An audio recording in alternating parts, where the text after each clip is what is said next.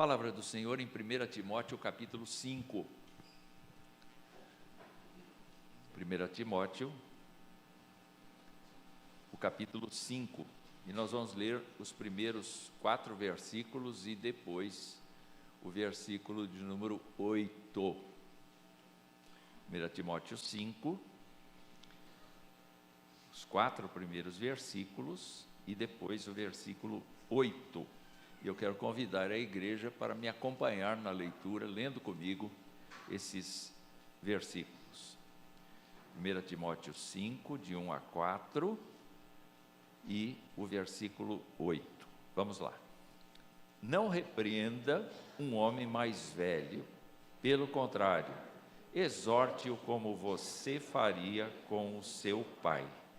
Trate os mais jovens como irmãos, as mulheres mais velhas como mães, e as mais jovens como irmãs, com toda a pureza.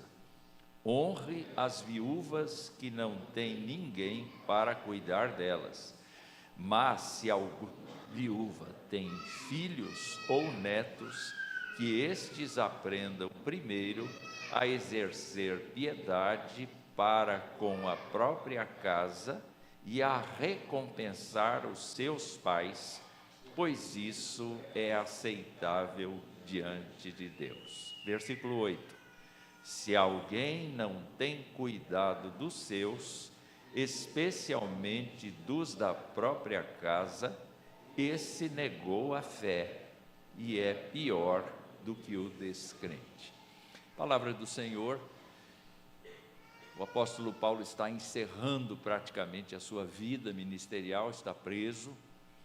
Faltam poucos dias, talvez poucos meses, para que ele seja sentenciado, executado. O apóstolo Paulo está preocupado na sucessão ministerial e, por conta disto, ele está recomendando muitas coisas a Timóteo, um filho na fé, muito querido para ele, e que vai certamente ocupar o espaço dele na administração às igrejas que Paulo fundou. Naturalmente, quando ele está tratando deste assunto, ele tem em mente o fato de que Timóteo, embora sendo um homem muito tímido, precisa sim ter uma visão ministerial bem ampla a respeito do que seja a igreja e do que seja o sustento de pessoas necessitadas. O assunto vai falar de viúvas, não é? Daqui a pouco, mas hoje é dia de mãe, então eu fiquei preocupado em saber se eu não estaria transgredindo o texto ao tratar de mãe. E eu vou tratar de mãe hoje, mas não vou falar com as mães, eu vou falar com quem circunda as mães, porque dia de mãe, não adianta a gente dizer para a mãe: mãe, você tem que ser assim ou assado. No dia de mãe, os outros têm que saber como é que devem tratar a mãe. E este é o caso deste capítulo. O que me levou a isso, meus irmãos, foi o fato de que nós estamos vivendo num tempo em que as pessoas estão se isolando e cada uma cuidando do seu próprio umbigo. Nós estamos vivendo um tempo em que famílias inteiras, cada um está dentro do seu próprio quarto e ninguém liga para mais ninguém. Por quê?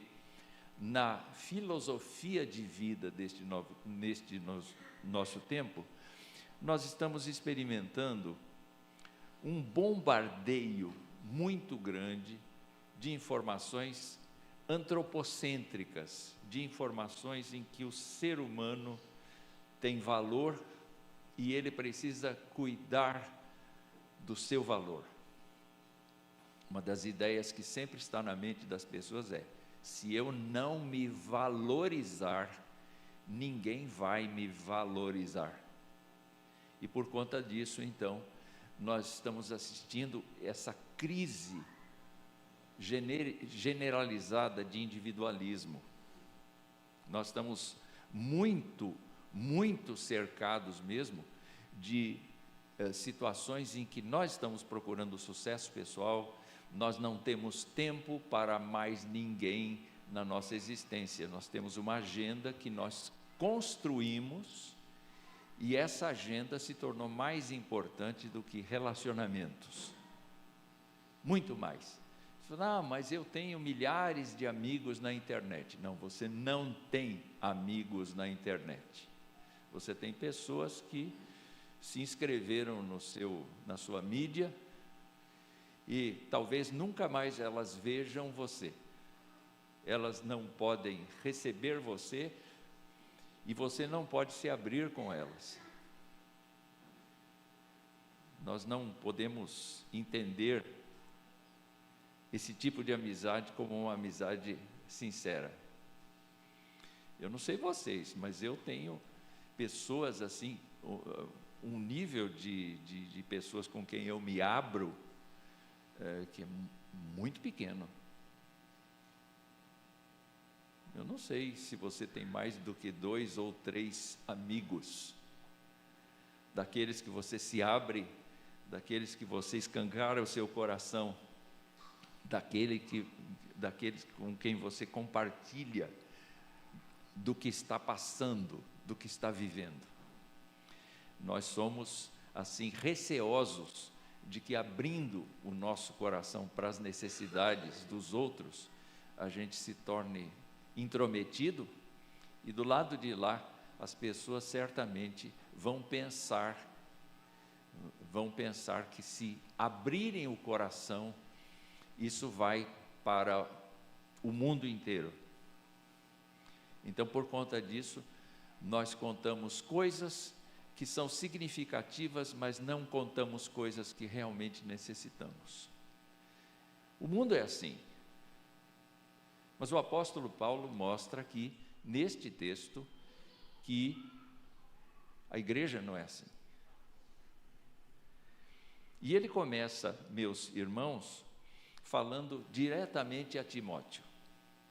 Como é que Timóteo, que representa uma liderança, e no nosso caso específico pode representar os pastores, presbíteros, diáconos desta igreja, uma liderança formal, uma estrutura formal, ele começa a dizer como é que essa liderança deve tratar os crentes de maneira geral.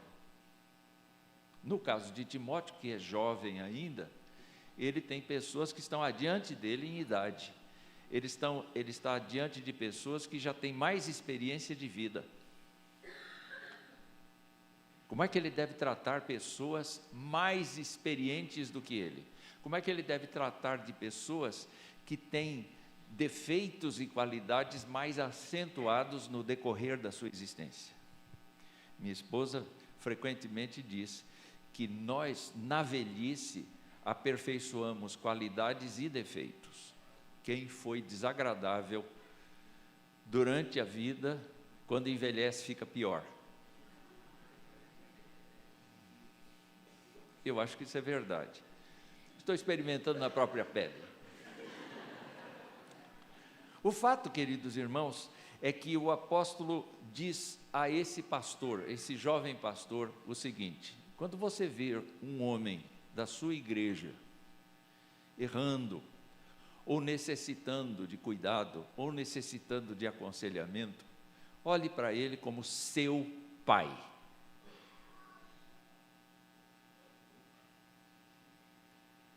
É interessante isso. O apóstolo reforça a ideia de que o pastor está no seio de uma família. Quando você tiver que cuidar de uma mulher mais velha do que você, idosa, não olhe para ela como meramente uma ovelha do seu corpo. Olhe para ela como sua mãe. E como você trataria sua mãe. Um belo exemplo do apóstolo Paulo é quando ele está fazendo saudações no final da carta aos Romanos, e ele menciona Rufo, que é um colaborador dele. E ele diz assim: saúde a Rufo e a sua mãe, que tem sido mãe para mim. Eu já citei isso aqui em algum momento. Eu fico imaginando Paulo chegando na casa de Rufo e a mãe dele dizendo para Paulo: você jantou? Você está bem? Você tem alguma necessidade? Olha, você está fazendo muita coisa sem comer, então vamos cuidar de você. Quer dizer, é uma administradora de vidas. A mãe nada mais é do que uma administradora de vidas. Enquanto o homem foca no trabalho, a mulher pensa na vida. Ela não pensa em como ganhar dinheiro, ela foca na necessidade das pessoas, porque ela foi construída para pensar nas necessidades da pessoa. Então, lá diz o apóstolo Paulo, sabiamente, ao seu pastor auxiliar, o seguinte: olhe para o homem que necessita de aconselhamento e o trate como pai. Olhe para a mulher que necessita de ajuda e aconselhamento e trate como mãe.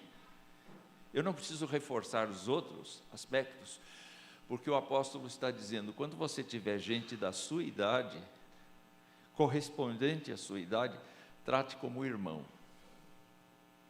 E quando você tratar com mulheres que são da sua idade, não trate com malícia, não trate com desejos sexuais impuros, trate com pureza, trate com qualidade.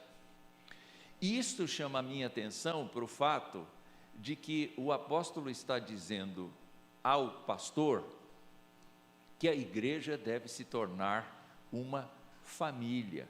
Nós devemos ter dentro do nosso escopo aqui o anseio de nos constituirmos como família. Então, se é dever dos pastores, da liderança da igreja, tratar os seus idosos, as suas idosas como pais, como mães, os seus companheiros como iguais, com toda a pureza, isso indica para mim um movimento no sentido de que a igreja seja a grande família das nossas famílias. Que nós nos amemos, que nós nos respeitemos e que nós tratemos uns aos outros com o Evangelho de Cristo, com as virtudes da graça de Deus, com o fruto do Espírito Santo, porque nós somos o povo do Senhor.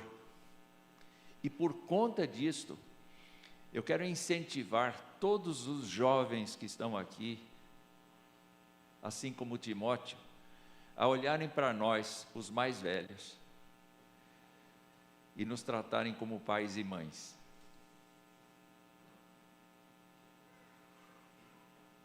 O que isso quer dizer? Quer dizer que nós vamos romper barreiras. Que barreiras? Nós vamos simplesmente olhar para uma pessoa de mais idade do que nós e vamos desconstruir esta ideia de que essa pessoa aí eu não tenho que cumprimentar, essa pessoa eu não tenho que saudar, essa pessoa eu não tenho que pensar como é que ela vai, como é que ela não vai. Na verdade, o que o apóstolo Paulo está me ensinando é que agora o sangue de Cristo corre nas nossas veias. O Luiz é irmão de fé, é bem mais novo do que eu, mas é irmão de fé, e eu tenho tratá-lo como um irmão de fé. Quando eu descobri isso, eu era muito mocinho, eu virei para o meu pai e disse assim, gozado, falei, o quê? É que o senhor é meu pai e é meu irmão. Pois é isso mesmo. Quando nós nos olhamos, nós devemos nos olhar, não como o mundo olha. O mundo, cada um está cuidando de si. Nós cuidamos uns dos outros, para que a nossa fé cresça, para que nós sejamos aperfeiçoados, para que nós sejamos sustentados na graça de Deus, para que as nossas lutas sejam lutas comuns. Quando um sofre, todos sofrem com ele. É por isso que nós colocamos no nosso boletim gente enferma, gente que tem necessidade, porque nós somos um só corpo em Cristo Jesus. Diga ao seu irmão aí: o Senhor te abençoe e te guarde, porque isso faz parte da família. O Senhor te abençoe e te guarde, reverendo.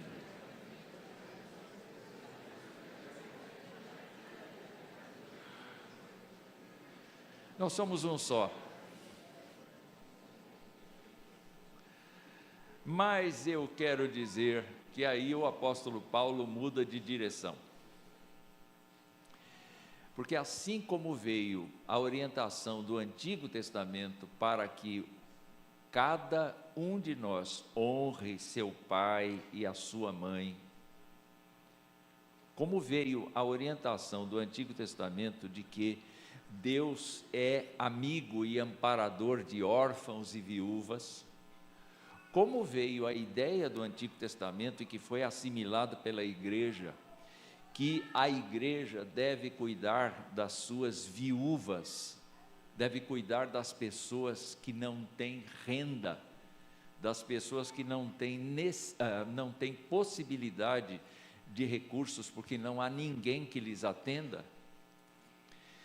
A igreja, no tempo do apóstolo Paulo, adquiriu esse hábito de cuidar de mulheres que enviuvaram, que perderam seus maridos. Vamos nos lembrar que era um tempo de muito conflito e muitas vezes os homens morriam em batalha.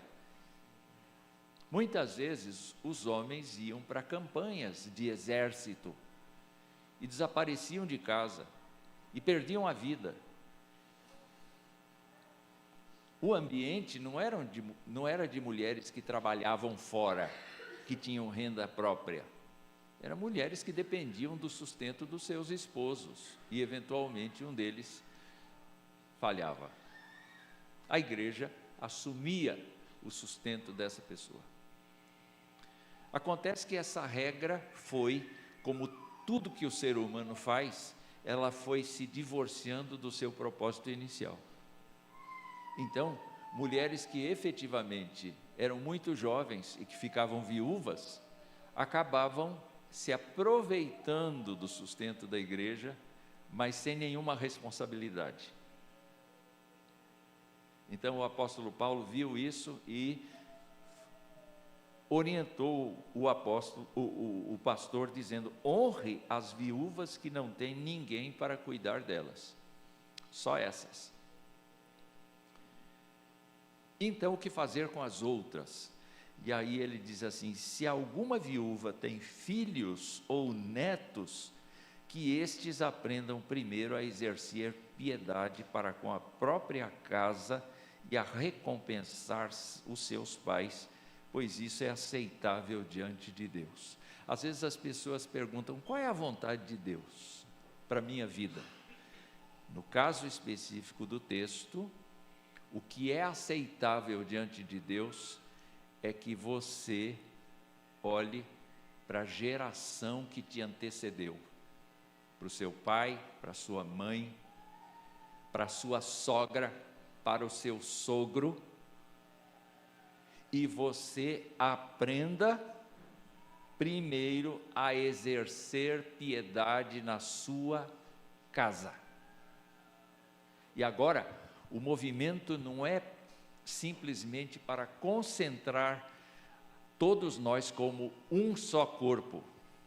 É, na verdade, que cada célula familiar aqui tenha o seu próprio projeto de cuidado da população envelhecida da sua casa, notadamente mães. Então, este assunto é com aqueles que estão ainda na oportunidade de cuidar das suas mães. Quando a mãe, como o meu caso, mamãe já faleceu há alguns anos, eu não preciso mais cuidar dela, eu preciso ter a memória dela e a honra ao nome dela, não difamar o nome da minha mãe. Ainda que ela tenha sido uma péssima mãe, o que não foi, ela foi muito boa para mim.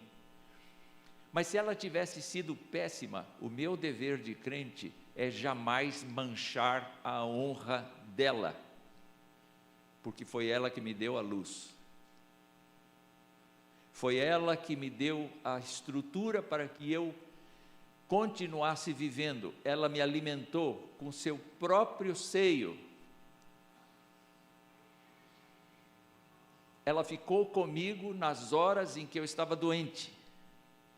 Ela me socorreu, ela preparou minha comida. Eu achei interessante uma coisa que o papai fez quando eu recebi meu primeiro salário, 14 anos de idade, Senai, empregado numa empresa automobilística, ganhando rios de dinheiro. Não façam meme disso aqui, não façam. E eu cheguei com o salário em casa. Naquele tempo, a gente recebia numa sacolinha plástica, dinheiro vivo. E eu recebi algumas notas de dinheiro, né, porque salário de Senai, vocês já viram, não é? Era muito pouquinho. Mas eu cheguei em casa todo feliz com o meu salário no bolso. Papai disse assim: senta aí. E ele era assim mesmo: senta aí. Eu sentei. Me dá o salário. O quê? Me dá o salário. Eu dei o salário para ele, todo doído. Me dei o salário para ele. Ele diz assim: agora você vai dividir esse salário. Em primeiro lugar, você vai tirar o dízimo, porque esse dinheiro foi Deus que te deu. Segundo lugar, você vai tirar o dinheiro da sua mãe. Como é que é?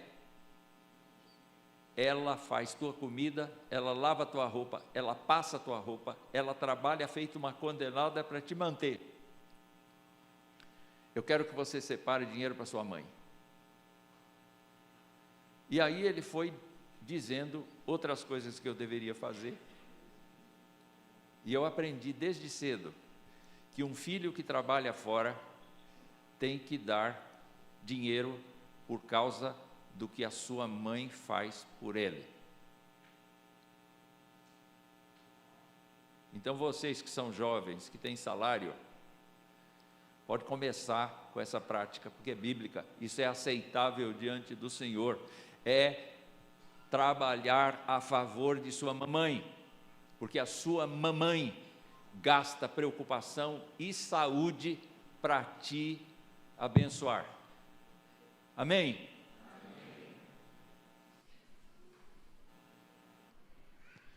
A segunda coisa que a gente vê nesse texto aqui é que a piedade para com os nossos pais não se encerra com o nosso casamento.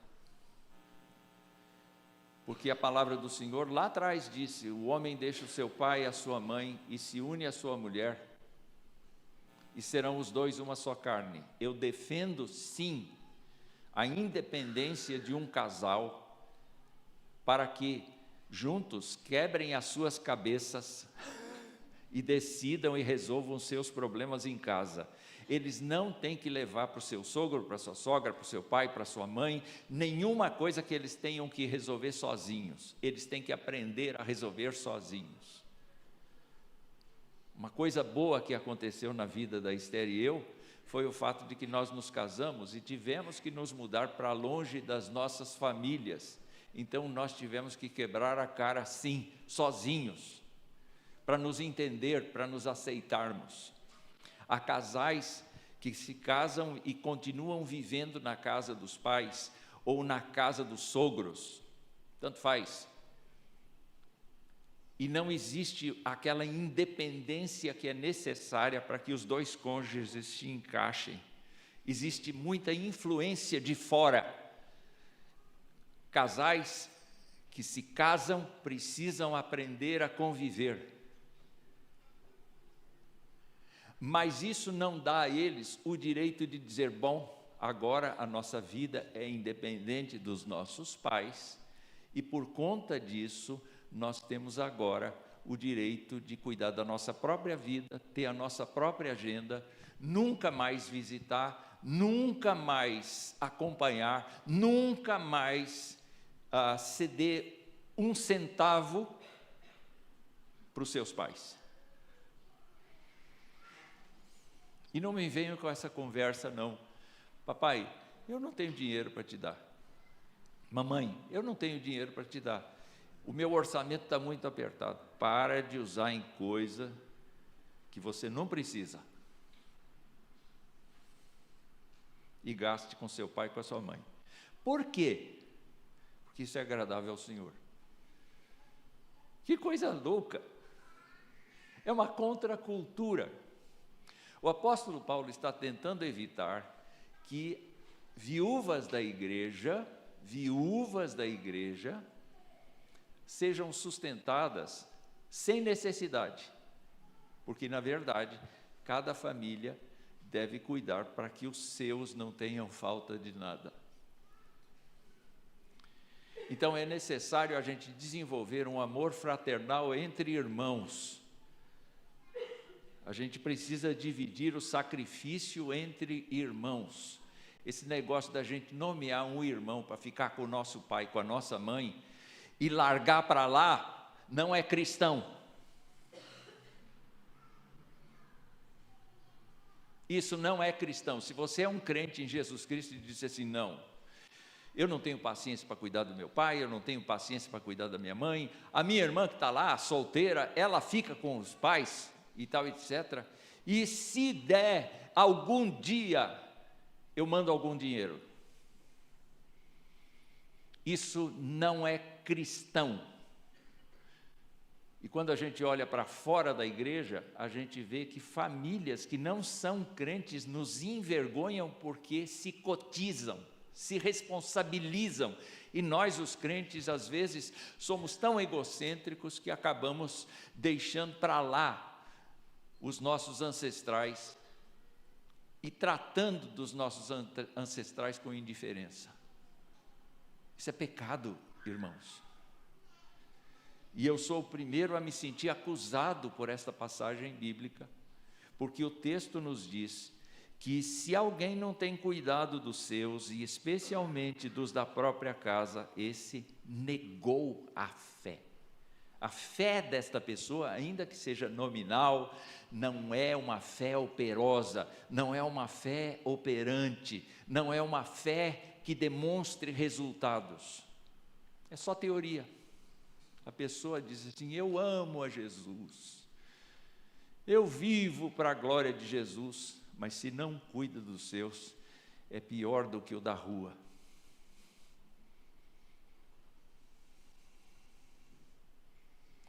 Eu fiquei assim, na dúvida se eu deveria falar uma coisa dessa no dia de mãe.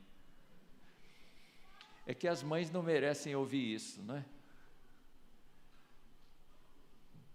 Mas vocês que são mães jovens, precisam se lembrar que a sua mãe, que está viva ainda, precisa do seu amor, precisa do seu cuidado. E, eventualmente, nós precisamos entender que a igreja não funciona na base da cultura do mundo.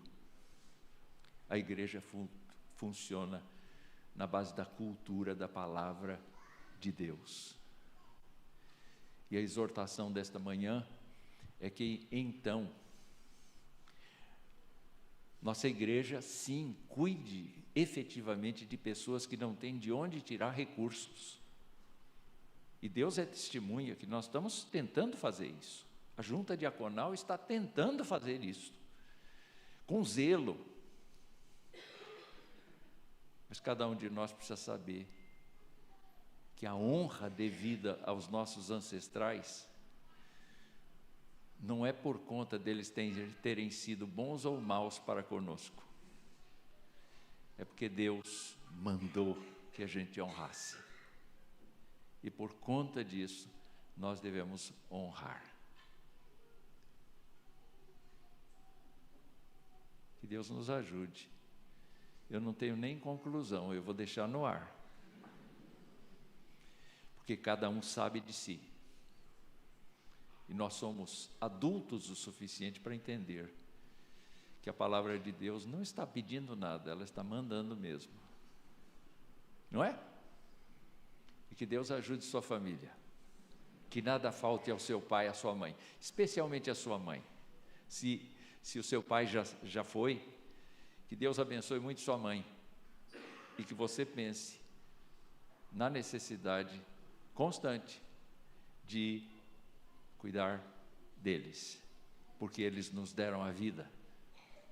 Eles cuidaram de nós quando nós éramos pequeninos. Nos deram instrução o mais que puderam. Fizeram o que puderam. O escritor aos Hebreus diz que os nossos pais nos educaram segundo melhor lhes parecia. Por conta disso, honre seu pai e sua mãe, para que você tenha dias longos sobre a terra. Que Deus nos abençoe.